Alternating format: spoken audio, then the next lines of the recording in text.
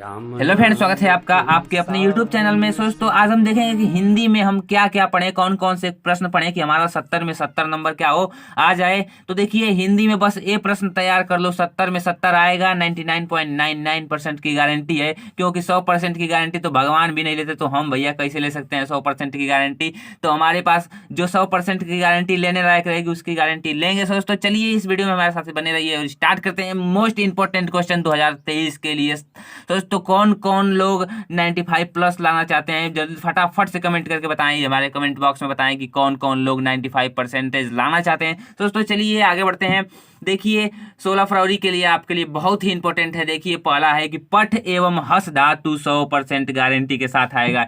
इसकी गारंटी 100% है कि ये क्या होगी, पठ और हस धातु क्या होगी, एकदम पक्का आएगी। पठ और हस धातु एकदम रट जाइए, पूरे अच्छे तरीके से रट जाइए, एकदम क्लियर है, क्रिस्टल क्लियर है कि ये आएगा ही आएगा। अब इसके आगे देखिए रोला सोठा दोहा उपसर्ग प्रत्यय यड़ सब वृद्धि, ये सब देखिए संधि उपसर्ग प्रत्यय क्या कीजिए आप याद कर लीजिए, उदाहरण याद कीजिए, क्योंकि इस बार ऑब्जेक्टिव क्वेश्चन के टर्म में पूछेंगे। इसके भी आपको 2 नंबर फिक्स हो जाएंगे। और आपको तत्सम शब्द तथा समास याद कर लेंगे तो 2 नंबर फिक्स हो जाएंगे, यानी कि 5 नंबर यहाँ तक आपके क्या हो गए, क्लियर हो गए। 5 नंबर आपके क्या हुए, क्लियर हो गए। अब देखिए आगे बढ़ते हैं। आपको एक संदर्भ याद करना है, आप 8 नंबर लेके जाइए। एक संदर्भ याद कीजिए, आप 8 नंबर क्या कीजिए लेके जाइए हमसे।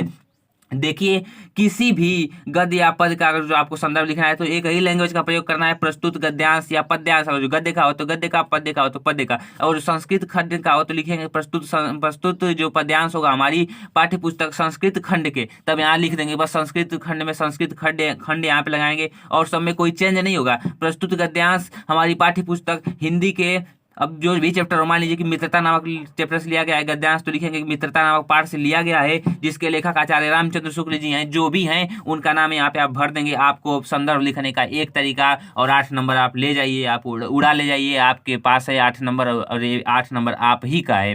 दोस्तों चलिए अब आगे देखते हैं। पठित खंड काव्य जो जिले में लगा हो, आपके जिले में जो भी पठित खंड काव्य लगा हो, मान लीजिए कहीं अगर पूजा लगा, कहीं मुक्ति दूत लगाए, कहीं जवाहर लगाए, जो भी आपके जिले में खंड काव्य लगा उसे आप याद कीजिए और 3 नंबर फिर से ले जाइए। 3 नंबर आप अपने ढंग से उड़ा ले जाइए। और आगे देखिए फिर से बढ़ते हैं। अब हम पढ़ते हैं श्लोक की तरफ। देखिए आपको 2 श्लोक याद करेंगे, 2 श्लोक याद करेंगे, आपके 8 नंबर क्लियर करेंगे। सोचिए 2 नंबर से मतलब 2 श्लोक से हम आपके 8 नंबर क्लियर करेंगे। कैसे क्योंकि एक श्लोक आपका किस में आएगा, पद्य में व्याख्या करने के लिए यानी अनुवाद करने के लिए आएगा। तो देखिए पहला याद कर लिए, सर्वे भवन्तु सुखिनः सर्वे सन्तु निरामया सर्वे भद्राणि पश्यन्तु मा कश्चित् दुःख भाग भवेत्।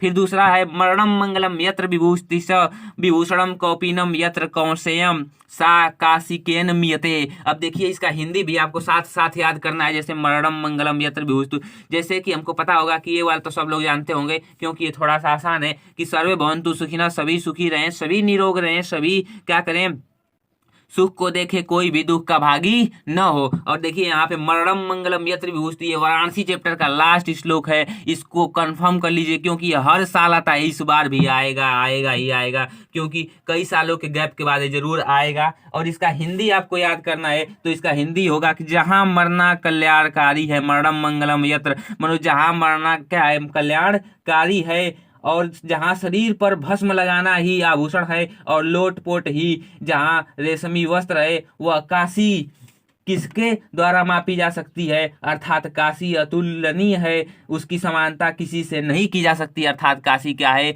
अतुलनीय है, जिसकी मतलब जिसकी तुलना किसी से नहीं की जा सकती। इस पद्य का क्या है, अर्थ है, इसको आप अपने कॉपी में नोट डाउन कर लीजिए और 8 नंबर ले जाइए भाई, ले जाइए, यहाँ से 8 नंबर आप ले जाइए। अब देखिए आगे बढ़ते हैं। निबंध आपको देखिए आपको जीवन परिचय याद करना है, तो जितने जीवन परिचय इसमें लिखा गया उतने याद कर लीजिए, आपको जरूर 10 नंबर मिल जाएंगे। आचार्य रामचंद्र शुक्ल का, जयशंकर प्रसाद का, गोस्वामी तुलसीदास का और महादेवी वर्मा का। और देखिए प्रदूषण पे आपको क्या करना है, प्रदूषण देखिए अब निबंध याद करना है तो प्रदूषण पे, जनसंख्या लाभ हानि पे, नारी सशक्तिकरण पे, इतने याद कीजिए। मैं देश भर का नहीं कहूंगा कि आप 5 निबंध याद कीजिए, बस आप 3 याद कीजिए और आप क्या कीजिए 70 में 70 मार्क्स ले जाइए। और जो ऑब्जेक्टिव क्वेश्चंस हैं तो वो फिक्स कर दिया है कि रीति काल से इतने काल तक आएगा, उसको क्या कर दीजिए रिड्यूस सिलेबस के हिसाब से उसको याद कर लीजिए। मैं गारंटी के साथ कहता हूँ आपका हिंदी में 70 में 70 नहीं तो 70 में 65 तो जरूर आएगा, आप जरूर ही आएगा। दोस्तों thank you and bye bye, take care of yours.